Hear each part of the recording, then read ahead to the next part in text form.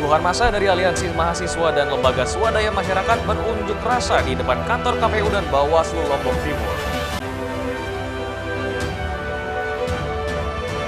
Proses pleno penghitungan suara tingkat kabupaten di Lombok Tengah berlangsung ricuh.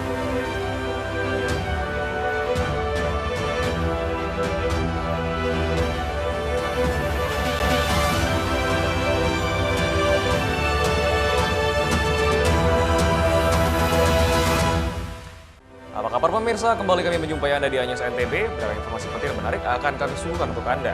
Selengkapnya bersama saya Hidayat Adiasi, inilah Anyus NTB selengkapnya.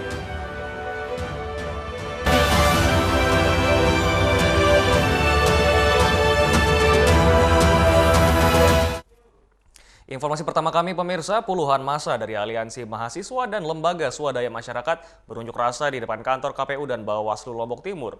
Massa menuding penyelenggara pemilu terlibat cawe-cawe sehingga terjadi kecurangan pemilu. Aliansi Mahasiswa dan para aktivis berorasi di depan kantor KPU dan Bawaslu Lombok Timur. Dalam orasinya, massa menuding penyelenggara pemilu ikut cawe-cawe sehingga terjadi kecurangan pemilu 2024. Pemungutan suara ulang di TPS 02 Desa Bandok, Kecamatan Wanasaba tidak digubris KPU, padahal menurut massa telah terjadi kecurangan di tempat ini. Massa mendesak Bawaslu bersikap tegas terhadap berbagai bentuk pelanggaran pemilu dan menuntut KPU dan Bawaslu melaksanakan tugas fungsinya sesuai aturan. Bahwa demokrasi itu mahal, yang sangat dibiayai oleh negara. Tetapi Anda jangan coba-coba bermain dan mengkhianati Republik dan masyarakat yang di Lombok Timur ini. Bagaimanapun, demokrasi itu adalah Anda sendiri yang membangun dengan keadilan. Tetapi faktanya Anda sendiri yang merobohkan demokrasi itu. Setelah menyampaikan aspirasinya, massa kemudian membubarkan diri dengan tertib dikawal aparat kepolisian dari Polres Lombok Timur. Dari Lombok Timur. Sementara itu dari Lombok Tengah, pemirsa, proses pleno penghitungan suara tingkat kabupaten di Lombok Tengah berlangsung ricuh karena adanya protes dari saksi calon dan partai terkait dugaan penggelembungan suara. Itu 9, sementara Bapak menulisnya 2. Keributan di depan hotel tempat pelaksanaan rapat pleno rekapitulasi suara Kabupaten Lombok Tengah tidak dapat dibendung usai muncul dugaan adanya penggelembungan suara dari salah satu kecamatan, yakni Kecamatan Conggat, Lombok Tengah. Para saksi pun tidak terima dan melakukan protes hingga proses pleno tingkat kabupaten ini ricuh. Di samping itu, para saksi caleg dan partai yang berada di dalam gedung hotel juga diwarnai kericuhan. Sejumlah saksi dan calon terlibat cekcok dengan petugas lantaran adanya dugaan kecurangan. Sementara itu, Badan Pengawas Pemilu Lombok Tengah melakukan pengecekan terhadap laporan para saksi dari dua partai terhadap adanya indikasi kecurangan berupa penggelembungan suara di Kecamatan Conggat dan Praia Tengah, sehingga saat ini pleno di dua kecamatan tersebut ditunda. Partai Perindo itu yang memang sudah melaporkan ke Bawaslu terkait dengan indikasi dengan penggelembungan suara, kan begitu. Nah, kemudian kami akan mengecek dulu ya. Kemudian nanti malam mungkin kami akan berikan sarpar ke KPU ya. Selanjutnya, salah satu caleg dari satu partai akan melaporkan dugaan kecurangan penggelembungan suara ini kepada DKPP. Ini mencederai demokrasi, tidak sehat dan tidak benar ini.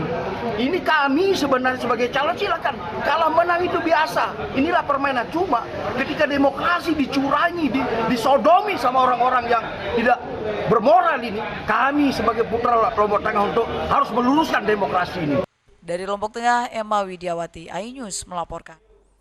DPC Partai Gerindra Lombok Barat melaporkan KPU Lombok Barat ke Bawaslu atas dugaan kecurangan pemilu karena tidak merekomendasikan membuka kotak suara untuk mencocokkan C1 dengan hasil pleno. Setelah Gerindra NTB serahkan bukti dugaan kecurangan 79 TPS di Sekotong, Lombok Barat untuk melengkapi laporan yang telah dilayangkan sebelumnya di Bawaslu, kini giliran Gerindra Lombok Barat yang melaporkan dugaan kecurangan dan penggelembungan suara yang diduga dilakukan oleh PPK Sekotong. Selain itu, KPU juga dilaporkan atas dugaan tidak mau merekomendasikan buka kotak suara atas kekisruhan yang terjadi kendati adanya POM keberatan yang sudah dilayangkan. Adapun bukti dugaan kecurangan pemilu tersebut berisi dugaan pelanggaran pada 79 tempat pemungutan suara dari 227 TPS di Kecamatan Sekotong yang terdiri atas 225 TPS dan 2 TPS khusus.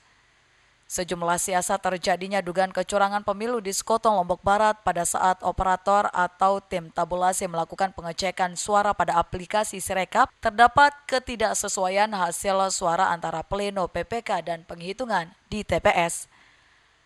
Saat dilakukan pleno di tingkat PPK tercatat bahwa jumlah suara yang dihasilkan sebagaimana tertuang dalam formulir D hasil PPK tidak sesuai dengan hasil yang tercatat pada formulir C hasil di TPS.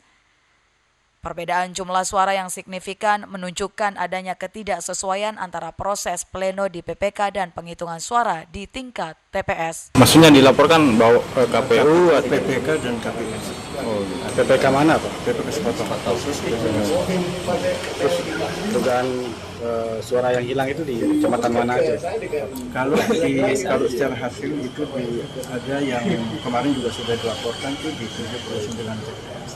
Misalnya di Kecamatan Sekotong, ada di Desa Burmas, ada di Jatimanik dan Ketua Bawaslu Lombok Barat Rizal Umami menegaskan isi pelaporan tersebut sama dengan semua pelaporan yang dilaporkan oleh sejumlah pihak yang dialamatkan ke PPK Sekotong.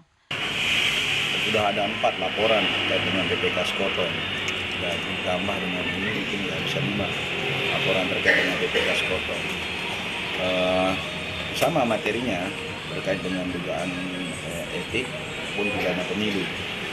Nah, terus kami sekarang ini kan sudah melaksanakan proses penanganan yang walaupun misalnya terkait ini kan dimensinya 3, administrasi, etik sama pidana pemilu. Dari hasil penyandingan data pada C hasil dan dihasil oleh operator Sirekap, Partai Gerindra terdapat kehilangan suara caleg dan Partai Gerindra sebanyak 573 dan ada penambahan suara di partai lain sekitar 5.203 dan hilangnya suara dari partai lain. Dari Lombok Barat, Muzakir, iNews melaporkan. Kami akan segera kembali, tetaplah bersama iNews NTB.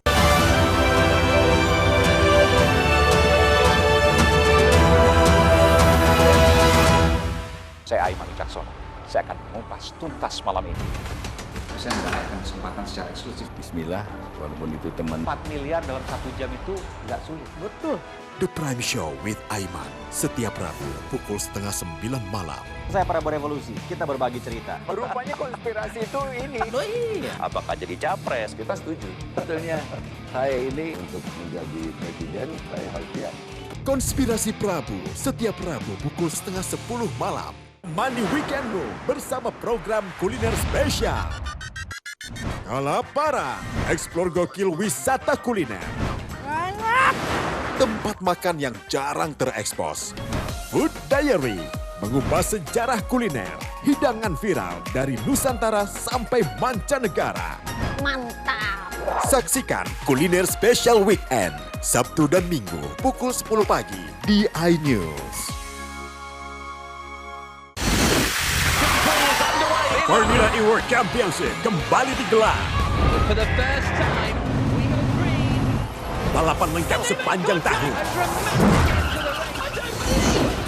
Beradu kecepatan menjadi sang juara.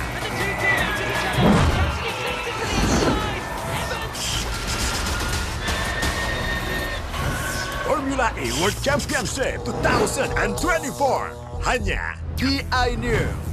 Selamat datang di iNews Today. Lengkapi pagi Anda dengan update informasi terkini. Saling dorong antara petugas kepolisian dan penghuni rumah. Mobil sport mewah menabrak 5 kendaraan. Boleh nggak sih dikasih senjata gitu? Nggak boleh. Saya punya di bawah supervisor. Serangan brutal Israel dengan dalih. Syahrul Yassin Limpo balik di Merah Putih KPK pada Kamis malam. iNews Today setiap Senin sampai Jumat pukul 10 pagi di iNews. CCTV tersebar di seluruh penjuru. Komplotan pencurian mobil, tabrak lari lintas dan pelanggaran melawan mobil ugal-ugalan menabrak pesepeda. Tragedi-tragedi yang mengerikan. Anak itu berikan bius datang membawa senjata tajam dengan kecepatan yang di luar batas. Terekam kejadian-kejadian unik warga plus 62. Nama saya Brigadir Marcelina dan inilah dia program Terekam.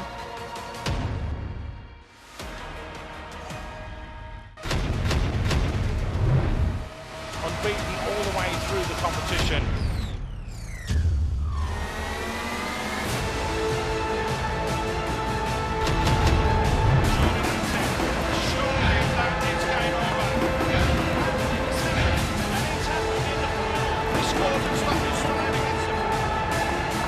AFC Asian Cup 2023 live di iNews.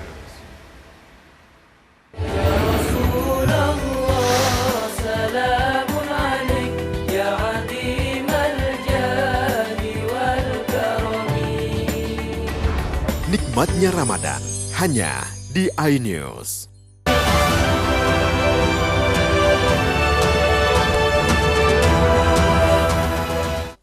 Terima kasih Anda masih bersama kami pemirsa. Sejumlah warga Duman, Lingsar, Lombok Barat korban penipuan jual beli tanah mendatangi Polresta Mataram. Mereka melaporkan dugaan penipuan dan penggelapan yang dilakukan oleh 2 orang oknum pegawai developer. Didampingi kuasa hukumnya, sejumlah warga Duman, Lingsar, Lombok Barat mendatangi Mapolresta Mataram. Mereka mengaku menjadi korban penipuan dan penggelapan kasus jual beli tanah yang diduga dilakukan oleh 2 orang oknum pegawai developer. Para korban mengaku menderita kerugian dari puluhan hingga ratusan juta menyusul transaksi jual beli tanah kapling pada tahun 2000-an, namun fisik tanah tidak bisa dikuasai hingga saat ini. Yang punya tanah siapa? Yang punya tanah itu Pak Boyong, masih dipercaya sama Febrian ini yang dari Skarbir Karapuli ini. Siapa namanya? Febrian. Ya, itu tapi tidak sesuai dengan luas tanah yang sudah jadi yang terjual, sesuai pembayarannya sama yang punya kan Pak Jamal Boyong ini akhirnya dicabut. Ya, bahwa ini ada sebuah proses jual beli yang sifatnya penipuan. Ada beberapa tanah di daerah Duman bentukannya adalah berbentuk kaplingan. Kanit Harda Satreskrim Polresta Mataram membenarkan kedatangan sejumlah warga Duman, Lingsar, Lombok Barat melaporkan dugaan kasus penipuan dan penggelapan yang dilakukan oleh 2 oknum pegawai developer berinisial FA dan PA. Pelapor barusan, pengadu barusan adalah 2 orang warga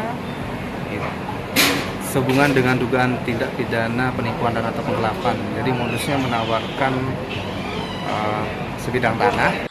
Polisi akan menindaklanjuti laporan warga Duman, Lingsar, Lombok Barat dan jika terbukti terlapor bisa dikenakan pasal 378 KUHP tentang penipuan dan penggelapan. Dari Mataram, Hari Kasih di iNews.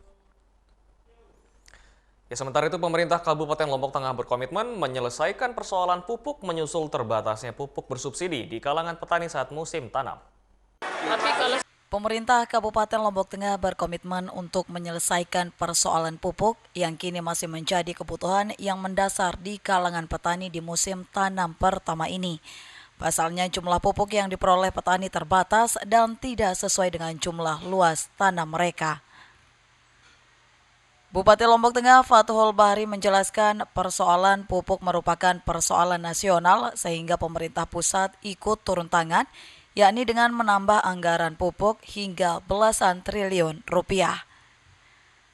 Dengan penambahan anggaran dari pemerintah pusat ini menjadi harapan Pemda dalam menyelesaikan persoalan pupuk dan optimis dapat segera tuntas. Hanya saja pupuk yang dianggarkan belum didistribusi. Cadangan kebutuhan pupuk kita hari ini dan kebutuhan untuk menyelesaikan masalah-masalah dalam waktu dekat dan anggaran untuk pupuk itu bertambah secara nasional ya. Sudah bertambah secara nasional, mungkin distribusi ini yang belum. Nah, memang pupuk ini kelihatannya masih dalam distribusi, namun anggaran pusat secara nasional dia semakin bertambah. Kesulitan petani dalam hal pupuk ini diduga menjadi salah satu penyebab mahalnya gabah dan beras saat ini, sehingga diharapkan persoalan pupuk dapat segera tuntas. Dari Lombok Tengah, Emma Widiawati, iNews melaporkan. Pasca pemilu, tim Kemensos bersama BPK turun melakukan audit dan verifikasi terhadap penerima bansos karena penyaluran disenyalir salah sasaran. Sejumlah tim auditor dari BPK RI dan tim verifikasi Kementerian Sosial turun melakukan audit sekaligus memverifikasi data penerima bansos El Nino yang disinyalir hampir 10% keluarga penerima manfaat diduga salah sasaran. Persoalan salah sasaran tersebut diduga dari data penerima yang diterbitkan dari data BKKBN dan Kementerian Pembangunan Manusia Kebudayaan yang dimasukkan dari data P3KE bukan dari data DTKS yang dikeluarkan oleh Kemensos, sehingga banyak data penerima yang digabung dengan data pengentasan stunting sehingga pihak desa seperti Desa Kuripan terpaksa harus membagikan beras tersebut kendati salah sasaran karena tidak bisa diganti dalam waktu dekat. Kenapa nama-nama ini kan acak nih, sehingga BPK kalau memang dirasa ada indikasi, contoh seperti tadi saya juga nanya juga di KPM, ada kita KPPKH ini terindikasi ternyata nama mereka ini, KTP mereka ini dipakai, dipinjam untuk listrik 6.000. Ada juga pakai 4.000. Nah itulah ditanya sama ini. Sementara juga dari BPK mereka kan ngelihat KPM-nya seperti apa.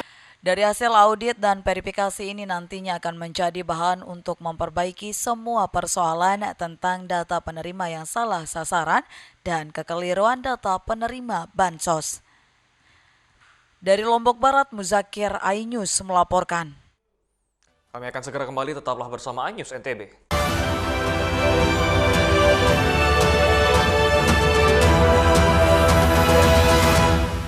Mengupas makna dan tafsir Al-Quran bersama ulama terkemuka tanah air. Kaumum min kaum khairun minal yadis suflah. Nggak bakal bisa dibayar oleh dunia dan seisinya. Jelas, lugas untuk kehidupan sehari-hari. Di antara yang merusak hati adalah buruk sangka. Wa aqimus shalah wa atuz zakah. Itu pun sejajar dengan jihad fisabilillah. Cahaya Hati Indonesia, Sabtu dan Minggu pukul 12 siang di iNews. Menyoroti kecurangan. Yayasan Al Zaitun 580 tersangka. Dia 2 koma. Dan tidak lama lah saya pasti lawan. Menyuarakan keadilan. Netizen banyak menghujat. Setrum di sini sentuh oleh hukum tidak mencapai target. Laporan mendalam dan eksklusif. Kalau langsung 27 miliar.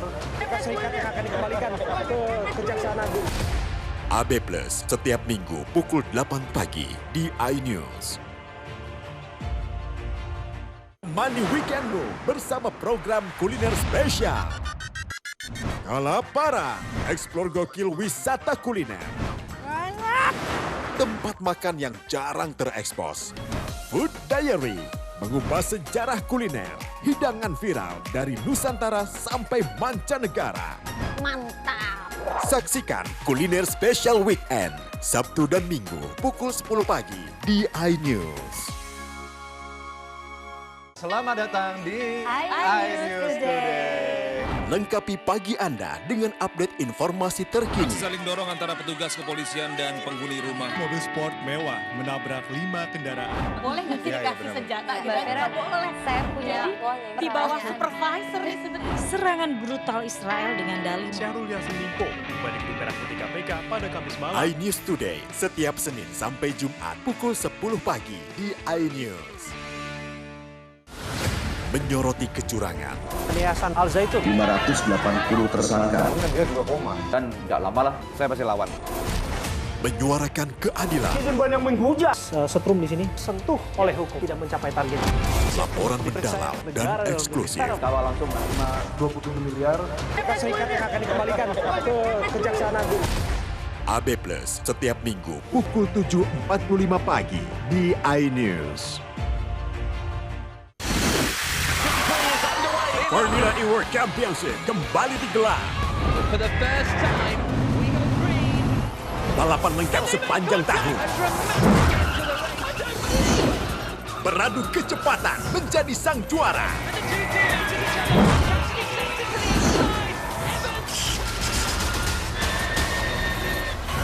Formula E World Championship 2024 hanya di iNews.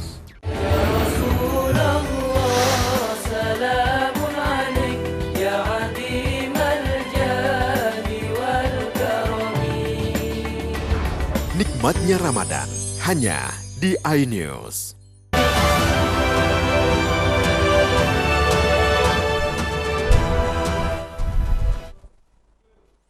Terima kasih Anda masih bersama kami pemirsa. Dinas Kesehatan NTB siapkan ratusan intel yang akan disebar ke 176 puskesmas di NTB yang bertugas mengawasi peningkatan kasus DBD. Masuki awal tahun 2024, angka kasus DBD di NTB pada tahun 2024 mencapai ratusan kasus. Data Dikes NTB tercatat di bulan Januari sebanyak 358 kasus, terbanyak ditemukan di Lombok Tengah dengan 122 kasus, disusul Sumbawa Barat sebanyak 53 kasus, dan sisanya tersebar di 8 kabupaten kota lainnya di NTB.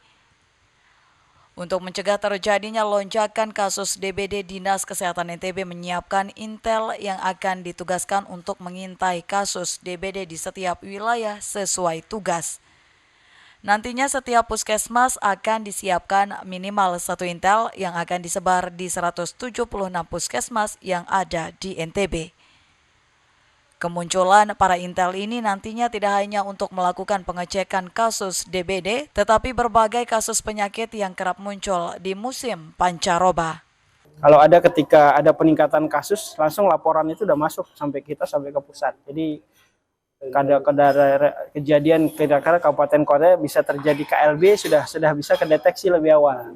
Ya, berapa jadi jumlah intel rata-rata minimal 1 kita per puskesmas sudah ada, minimal 1. Rata ada yang lebih dari 1, tapi dia punya tanggung jawab di wilayahnya. Ya. Ditambahkan Hamzi bahwa penyebab tingginya kasus DBD serta penyakit pancaroba lainnya lantaran adanya siklus El Nino yang tidak hanya berdampak pada tanaman, tetapi juga berdampak pada kesehatan masyarakat. Oleh karena itu, ia meminta masyarakat untuk lebih menjaga kesehatan serta menjaga kebersihan baik lingkungan maupun diri. Dari Mataram, Rizka Anjani, iNews melaporkan.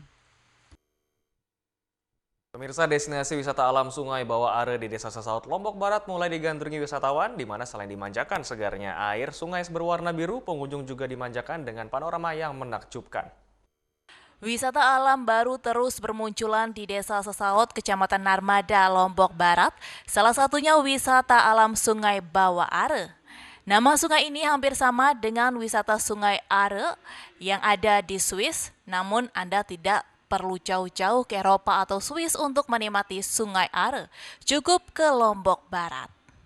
Sungai Are kini sedang naik daun karena banyak dikunjungi wisatawan yang berasal dari Lombok maupun luar daerah. Di objek wisata ini pengunjung dapat menikmati sensasi mandi di air jernih dan segar hingga rindangnya pepohonan di lokasi wisata ini. Dan sangat cocok dikunjungi untuk liburan akhir pekan. Kondisi alam dan sungai yang masih sangat asri membuat betah para wisatawan. Hal yang paling menarik dari objek wisata ini adalah air sungai yang berwarna biru dan sangat jernih. Terdapat pula banyak batu besar di sekelilingnya serta pepohonan. Selain itu, pengunjung juga dimanjakan dengan fasilitas kolam renang dan camping di sepanjang pinggir sungai. Untuk namanya Bawah Are itu kebetulan kita juga ada pohon Bawah Are, artinya di dekat sungai yang ini. Oh, itu makanya kita namain itu wisata Bawah Are. Tapi bisa main river tubingnya walaupun... Oh bisa. Kita juga kalau ada yang mau minat untuk camping juga kita sediakan. Oh gitu, bisa. Sejumlah pengunjung mengaku sengaja datang ke objek wisata Sungai Bawah Are untuk menghilangkan penat setelah bekerja dan pengunjung dapat menikmati sensasi dingin dan jernih air sungai yang berasal dari kaki Gunung Rinjani. Apa saja menarik di sini?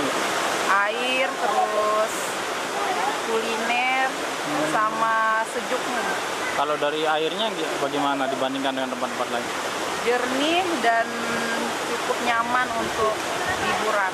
Apa yang membuat Anda kan ada suka itu jalur dari sana kan kita bisa. Oh gitu. Kayak rafting gitu kan pakai ban. Gitu. Ya. Pokoknya itu sih mungkin lebih ditata lagi. Kayak apa ya? Kalau kebersihan udah bersih. Kalau nambah yang jualannya aja sih. Oh gitu. Objek wisata ini terkenal dan ramai dikunjungi sejak setahun yang lalu. Bagi pengunjung yang hendak berwisata ke Sungai Bawah Are, wisata Sungai Are jarak dari pusat kota Mataram sekitar 25 km dengan jarak tempuh kisaran 1 jam dengan menggunakan kendaraan roda 2 maupun roda 4. Bagi wisatawan tidak perlu merogoh kocek terlalu mahal untuk berlibur ke tempat ini.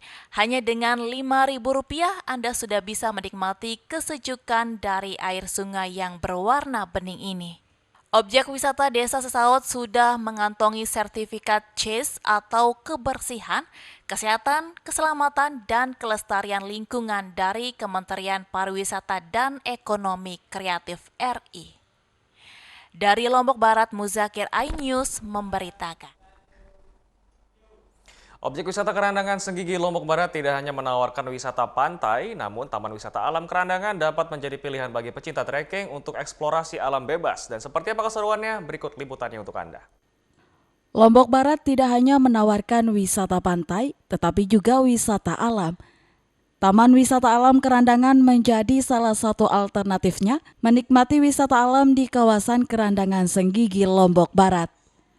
Taman Wisata Alam menghadirkan paket alam komplit bagi pecinta alam mulai dari trekking, menyisir alam, beragam jenis fauna dan flora, serta 2 buah air terjun yakni air terjun Gunung Walet dan air terjun Putri Kembar menjadi daya tarik tersendiri. Perjalanan menuju Taman Wisata Alam Kerandangan tidak jauh dari Kota Mataram, hanya menempuh jarak sekitar 30 menit untuk sampai di Taman Wisata Alam Kerandangan. Pengunjung akan ditawarkan langsung trekking alam yang akan ditempuh selama 2 jam untuk mencapai air terjun. Menurut seorang wisatawan Jepang, trek wisata alam Kerandangan cukup menantang dengan menelusuri hutan belantara yang masih asri. Beberapa tempat saya kunjungi air terjun, rata-rata ada sampah plastik. Itu saya tidak suka. Tapi kalau di sini tidak ada. Bersih tadi. Ya, itu saya senang. Nah, kalau saya kadang bawa tamu dari Jepang, jadi kalau besok saya malu bawa tamu ke sini kalau bersih begini. Sejak dibuka tahun 2009 lalu, wisata alam Kerandangan sudah mulai dilirik wisatawan mancanegara maupun domestik.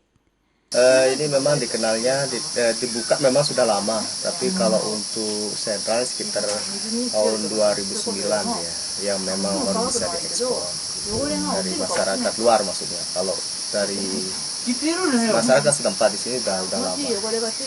Kedepannya pihak pengelolaan akan terus mengembangkan wisata ini untuk menarik wisatawan dengan memperbaiki infrastruktur serta fasilitas. Bagi kalian para pecinta trekking alam, Taman Wisata Alam Kerandangan dapat menjadi alternatif baru dalam menikmati paket alam komplit dengan hanya membayar Rp5.000 untuk wisatawan lokal dan Rp10.000 untuk wisatawan mancanegara. Dari Mataram, Tim Liputan iNews melaporkan. Informasi tadi sekaligus menutup perjumpaan kita di iNews NTB kali ini. Saya Hidayat Edisi pamit, terima kasih dan sampai jumpa kembali.